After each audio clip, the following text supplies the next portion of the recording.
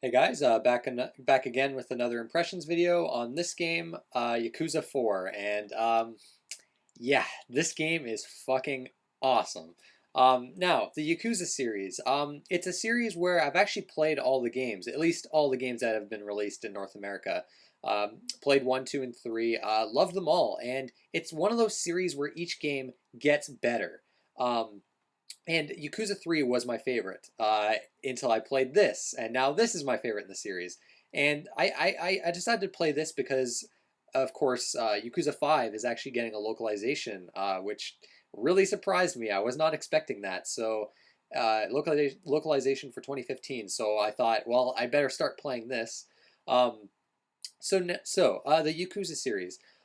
This is a series where you don't actually need to start with the first game. Each game has, they call it a reminisce mode, where they kind of have like these cutscenes that show you all the events of the first three games on here. It's like in this really small box. Like it's kind of like I will say it's probably preferable to play the games, but if you actually want to get into the series, but you don't feel like playing the first three games, Yakuza 4 is a perfect place to jump in. The storyline is not going to confuse you if you haven't played the first three games.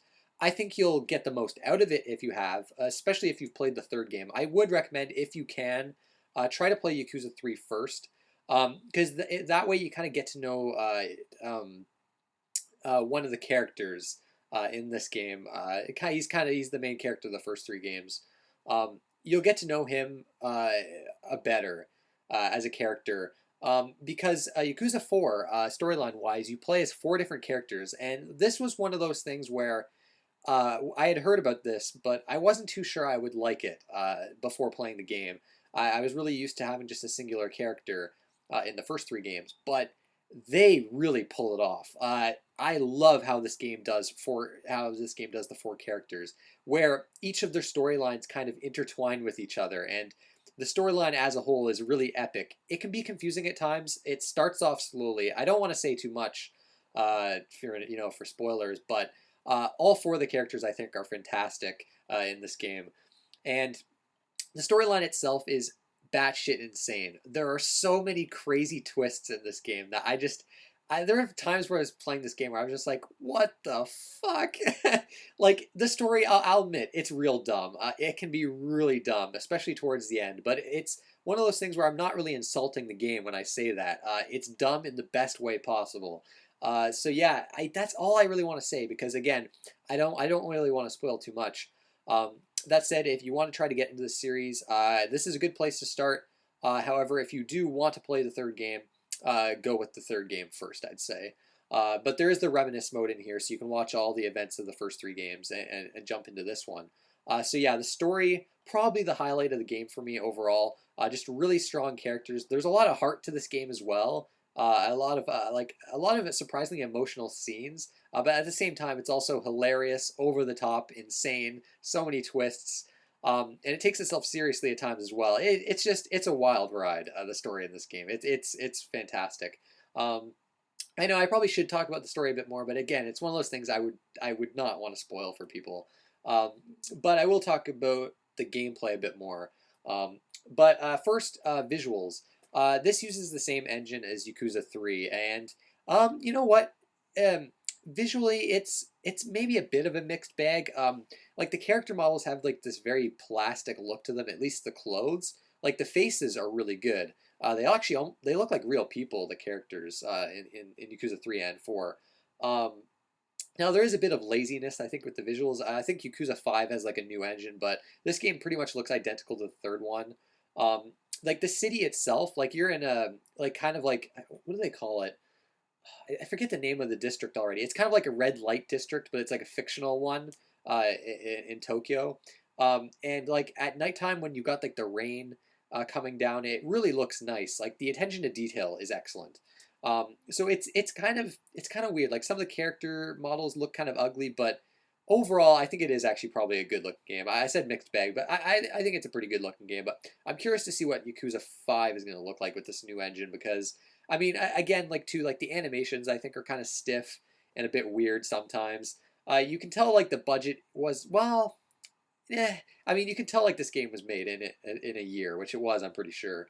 Um, and it's a bit of a shame that they just used the engine from Yakuza 3, and the city itself is identical to Yakuza 3. You're in the same setting with a few added parts. Like there's a rooftops now, like a rooftop section and like an underground section, but it's not much. But visually, it's still a nice looking game, especially at nighttime with the rain coming down. I think it actually looks really good there. Audio wise, voice acting is all in Japanese, and the weird thing is that the Yakuza series, the first game had English voice acting. I found that incredibly strange. Not only did it not make sense, it was just really off-putting. And it was one of those games where like they were saying the word fuck like every minute or so, and it was a bit ridiculous. But from Yakuza 2 on, it's Japanese voicing with English subtitles, which is exactly how it should be, I think. I can't really tell. Well, I guess I can sort of tell if Japanese voice acting is good or not, but it seems really good here. It definitely seems good.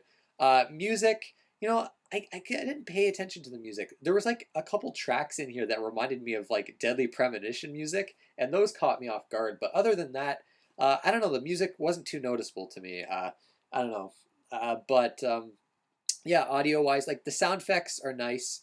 They there's like the enemies when you hit them, they make kind of weird sounds. Like they almost sound like zombies almost when you hit them. It's kind of jarring, but some of the sound effects are like really crunchy, especially when you do some of like the heat action attacks.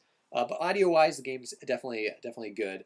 But now let's talk about the gameplay, which uh, the Yakuza series, there's really nothing quite like it as far as gameplay goes. It's almost hard to describe like what kind of game it is. I mean, I would say maybe it's like an open world brawler RPG. I think that's probably the best way to describe it. Where you've got this district and you've got all these buildings you can go into. There's all these mini games all over the place. You've got your main story where you go from point A to point B or a place on the map to progress the story. But you've got all this side content, and when you're going through this city, random people will come up to you and just want to fight you. And these kind of act as random battles where you'll get into a battle, you'll kill them, you'll gain experience, perhaps maybe level up, get some skill points, increase your skills, and then carry on, to your mission or to where you need to be. It's very weird, but it works really well, and it's really fun. In fact, that's the best thing I could say about this game is that it's just really fun to play. Um, I'll talk about the side games, I guess. This series is known for a lot of side activities. Some of them are a bit hit and miss. It depends on who you are, I guess. Like some of them I thought were kind of eh. I couldn't really tell you what the new ones are here. I can think of a couple that were new, but I couldn't tell you like all of the new ones between Yakuza 3 and 4. One new one though is the Hostess Club minigame, which those were supposed to be in Yakuza 3, I think, but they took them out of the English release. I'm pretty sure. Someone correct me if I'm wrong on that, but this is a really bizarre minigame. Although maybe it's not as bizarre if you understand hostess clubs, which are a real thing in Japan, where you've got like there's like two aspects to it, where you've got like your own girl, where you have to kind of like have her become number one in the hostess bars, and you can like equip her with clothes and kind of like increase her like personality by increasing her stats. It's really weird, and it's one of those things that I didn't get into, but I can see some people really getting into that. Um, Other than that, though, you can also like go to hostess clubs yourself and then hang out with some of the girls and try to get their numbers and try to go on dates with them afterwards. They're weird mini games. I didn't get quite into them. There's a couple trophies for some of them, so I tried briefly to go for that, but it's a bit grindy. You have to do a lot of work because each girl has like this heart meter where you kind of have to like impress her, and I was really bad at it. Like that heart meter we kept going down for me. I was like, fuck it, I'm not going to bother with this. One mini game I found in this that I was actually pretty addicted to for a while was the Fighter Trainer, which is new and actually really cool. Where you go to a dojo and you train you train someone to go into to battle tournaments, and you kind of have like a schedule. You set like a schedule for them, whether you want them to increase their power, their speed, or take on local tournaments or do a practice fight with you. It's this really cool mini game that's got like this time management thing going on, and it was really fun to kind of train my fighter and then send them off in tournaments, and you get to watch them fight, and you can kind of help them out by like telling them when to use a finishing move. So it was really cool, like upgrading my own fighter and seeing them go through the ranks and try to get better. Eventually, I kind of stopped it because I wanted to see, like, I wanted to progress with the main story. But I thought it was a really cool mini game. Um, Obviously, you have like table tennis, which is the table tennis in this game's fucking ridiculous. Like, you'd think it'd be like this normal table tennis game, but no, no, there's some crazy shit in there. There's what the batting cages. You've got golf. Um, what else? Fishing. There's a whole bunch of stuff. I'm not going to spoil all of this activities, but there's a staggering amount of things to do in this game. You've of course got side quests as well that you can find all over the place, and I found a lot of them were actually really rewarding in terms of like new moves you can get from them, and actually like the storylines of all these sub stories. They call them sub stories. Like there was one in the very beginning of the game where, well, you know what? I'm not going to spoil it. There's a lot of really cool sub stories that for you to find. Um, yeah, there's all these different like restaurants and stores you can go to. There's bars you can go to, even like a strip club type thing. There's just a ton of shit to do in this game, and I found when I was playing this game losing track of time. Uh, and it's one of those things where it's like there's a nice balance where if you're getting tired of like some of the main missions, you can do some side activities, and a lot of them are rewarding in a way because a lot of them can give you new moves. Which, speaking of that, let's talk about the combat a bit. The combat in this, it reminds me a bit of like a fighting game, but of course it is like a brawler, like a 3D brawler. Maybe it reminds me maybe of like Power Stone as well, where you kind of fight in these kind of enclosed environments. You can pick up weapons that are sprawled all over the place. You've got combos, and you can upgrade new combos. You can block. You can do like a sidestep type thing. Um, the combat is fun. I'm terrible at it. I'll throw that out there. It reminds me of a fighting game in that sense. Like I'm terrible at fighting games, and I'm terrible at the combat in Yakuza games. The combat gets better with each game, although I didn't find it was that much of an improvement compared to Yakuza 3 in this one. The fighting can be a bit clunky. Like I said before, the animations are kind of stiff, and I found myself like if I was attacking an enemy with some combos and they quick step around me and get behind me, I find it's hard to really position yourself where they're in front of you again. So enemies can get in a lot of cheap hits that way. And in fact, the combat can be a bit cheap depending on some of the situations you're in. Like in one situation, there was like oil that was all over the ground, and you would slip on this oil if you walked over it. So you had to go really slow. But there was enemies way past the oil with guns that were shooting at you. So you had to like, and if you get shot, you fall down. That's another thing that annoys me about the combat. There's way too much like falling down, and when you fall down, unless you have like a move that you can like you kick an enemy, kick an enemy's feet to get back up, it can take a while to get back up. Enemies can also stun lock you quite a bit. Like the combat can be quite frustrating. I won't lie. Like I was frustrated with the combat at times. But this oil part, you have enemies that are shooting at you and they're knocking you down. You're falling on the oil. It can be annoying. The final boss gauntlet in particular, I thought was really aggravating, especially like the very final boss where I'm not going to spoil who the boss is, obviously, but you've got like all these enemies, and then you've got the boss, and all these enemies just swarm you and just constantly hit you. But the main boss is running away like a little bitch, and he's got a gun, and he's shooting at you from far range. So you can't really do much to avoid getting shot. And then add the fact that all these enemies are hitting you, and you're trying to chase them down, but all the enemies are hitting you, and they actually respawn if you keep fighting these enemies, and and you don't go after the actual boss. It was really frustrating. Like the combat, as fun as it is, I feel like it can be better, and I hope maybe Yakuza 5 fixes some of the complaints I have with the combat.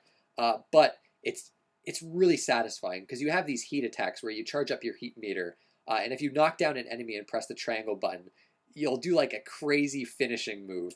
I don't even want to spoil these finishing moves, but they're absolutely fucking brutal. The combat in general just has a nice brutal punchy feeling to it, where it's just really satisfying to fight in this game, despite some of my frustrations with it and just generally how bad I am at the combat.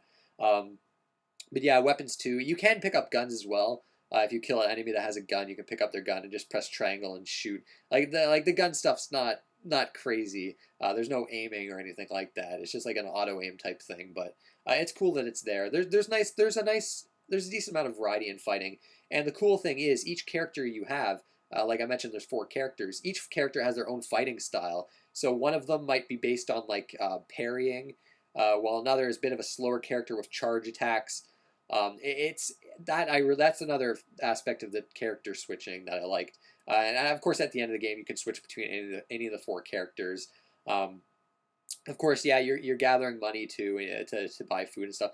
The difficulty wise, like I found it frustrating, but it was never challenging, I'd say. And this was on the normal mode because you can really stock up on healing items in this game. You can buy them, and they're not that expensive, and they heal you for like full health.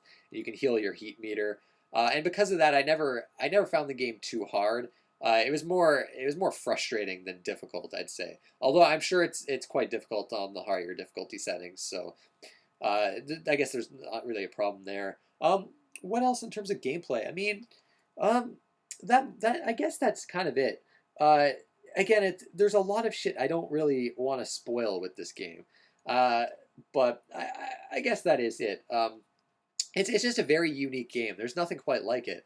A lot of people might bring up Grand Theft Auto, but I really feel like these games are completely different from that. Um, they're very Japanese. They're very quirky. There's a lot of really weird shit in these games, but I don't know. This game's just so endearing. It's hard not to love, despite my frustrations with like the combat. Um, but yeah, I guess that's about it. It's a series that I really recommend to anyone. And I can't wait for Yakuza 5. So yeah, that's it, guys. I want to thank you for watching, and I'll see you next time.